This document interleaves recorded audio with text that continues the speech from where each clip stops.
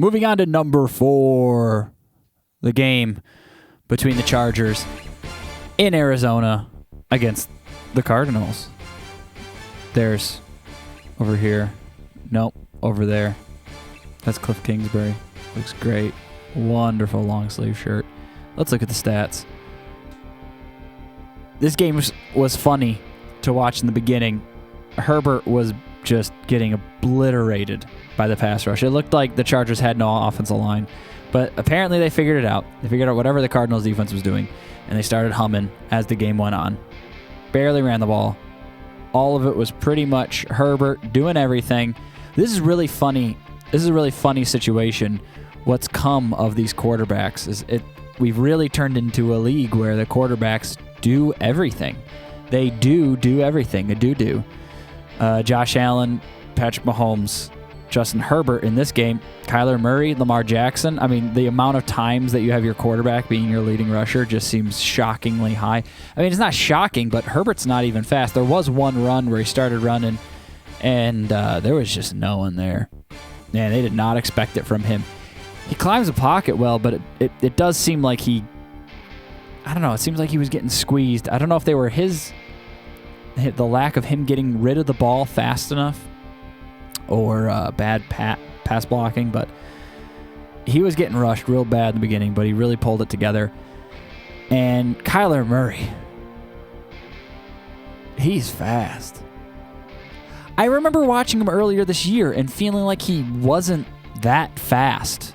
I don't know why. I remember watching him over the years and being like, wow, he's really, really fast. Like, possibly the fastest quarterback. Like, I know Lamar Jackson is the fastest human being to ever play quarterback, right? Maybe Michael Vick.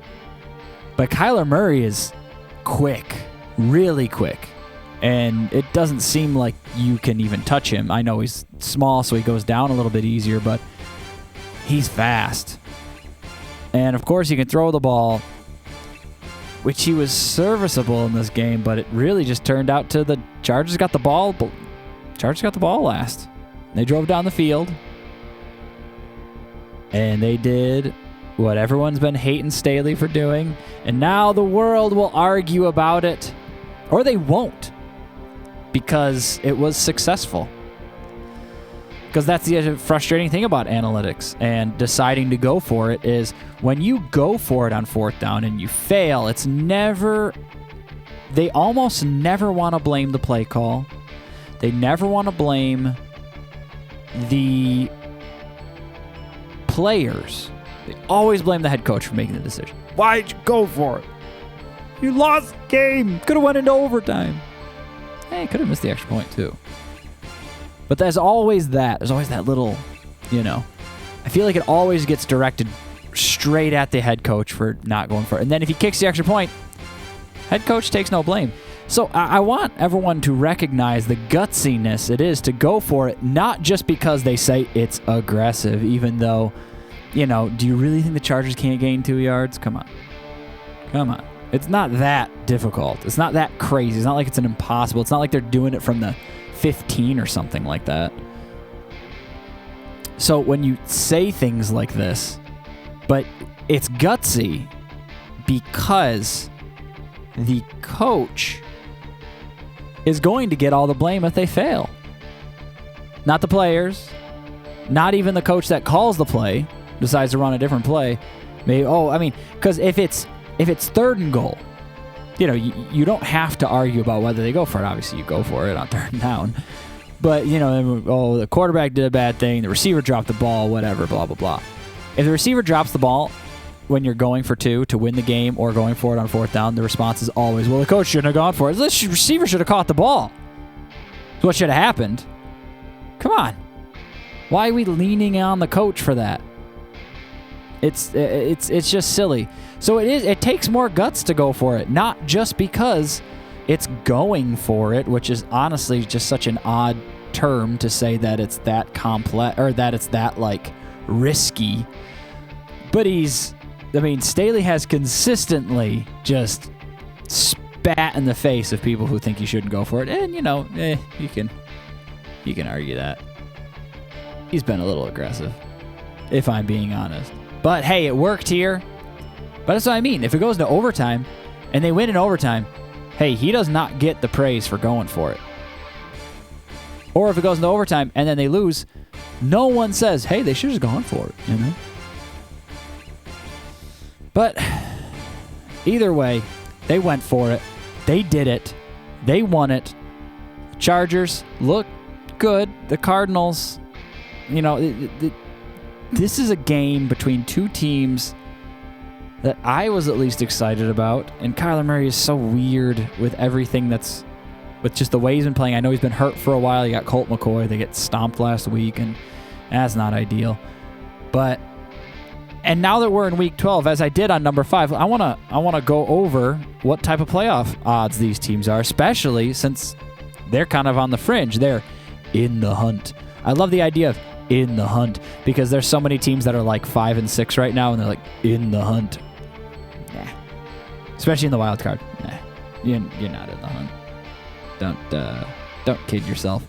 I know they are, but as a person who was a fan of a team that went 7-9 for 6-10 and 7-9 for what feels like 17 years in a row, in the hunt means, you know, maybe if your team's not bad, but you know your team is not good. So let's look at the Chargers are now 6-5. They have to do the Raiders. The Dolphins, that's a harder game. The Titans, they got the Colts, which is winnable. The Rams are not good. And that weird at-home away game. Or no, it's home for the Chargers, away for the Rams. And then the Chargers and Broncos is the final. Chargers can make a run here. These teams are not good. The West has disappointed. And they can absolutely do this. They're 6-5. Let's see, how far are they out of it? They are 9th. And about a game out for the yeah, they're one game behind the Jets, slightly behind the Patriots for conference games. They have the opportunity to do it. They're going to play against the Raiders, who they can beat, obviously. They're going to play against the Titans, who they can beat. The Dolphins, probably not. They're a good team, but, you know, we'll see. The Colts, they can beat, but the Colts have been kind of known as the underdog winner, Cinderella team, even though their record's not good. They beat better teams. Goliath Slayer, David themselves. The Rams are not good, and the Broncos are not good. So, I see 1, 2, 3, 4. They could end the season with a 3-game win streak, and that'll put them at 10 wins. Go Chargers. I think the Chargers are going to make it still. They might seem weak. I think this win was crucial because this is kind of a team you're not really certain about. And then finally, let's see, where are we with the Arizona Cardinals? They have the Patriots, the Broncos, the Buccaneers, the Falcons, and then the 49ers. They're 4-8. Nah. Sorry, Cardinals, you're already 4-8. It's over. And your division is, I mean, unless the 49ers just stink it up the rest of the way, and the Seahawks. But, nah, sorry. And I have to take the blame right now. I picked the Cardinals for the over.